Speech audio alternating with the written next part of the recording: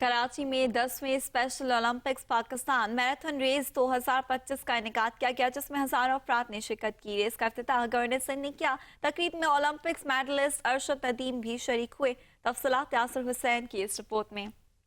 10ویں special Olympics Pakistan marathon race کا انعقاد۔ Race کا افتتاح گورنر سندھ کامران خان ٹسوری نے کیا۔ میراتھن آئی چنڈی گڑھ روڈ اور ٹاور سے گزر کر واپس گورنر ہاؤس پر اختتام پذیر ہوئی۔ ریس میں مردوں، خواتین اور بچوں سمیت ہزاروں افراد نے شرکت کی اور ٹریک پر دوڑ لگائی۔ خواتین کے 21 کلومیٹر ہاف میراتھن میں پہلی پوزیشن نتاشا نے، جبکہ مردوں میں پہلی پوزیشن سیالکوٹ کے قاسم نے حاصل کی۔ اختتامی تقریب سے گورنر سندھ نے اپنے خطاب میں کہا کہ ایسے جتنے بھی ایونٹس ہوں گے گورنر ہاؤس میں ہوں گے۔ بیرونی طاقتیں ایسے حالات پیدا کرنا چاہتی ہیں کہ یہاں ایونٹس نہ ہوں۔ ہمیں ملک کو آگے بڑھانا ہے۔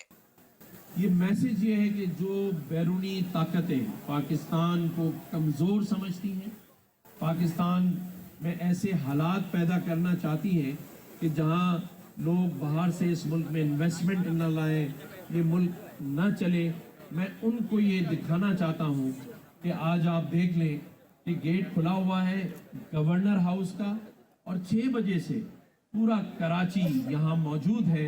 کسی کو آنے جانے پہ کوئی مسئلہ نہیں ہے، اور سب اس میراتھن میں حصہ لے کر یہ ثابت کر رہے ہیں کہ ہم وہ پاکستانی ہیں کہ اگر کچھ سوچ لیں، کر لیں، جیسے رونق لکھانی 10 سال سے ایک کام کر رہی ہے، تو آپ کو نظر آ رہا ہے پاکستانی قوم جو چاہے کر سکتی ہے۔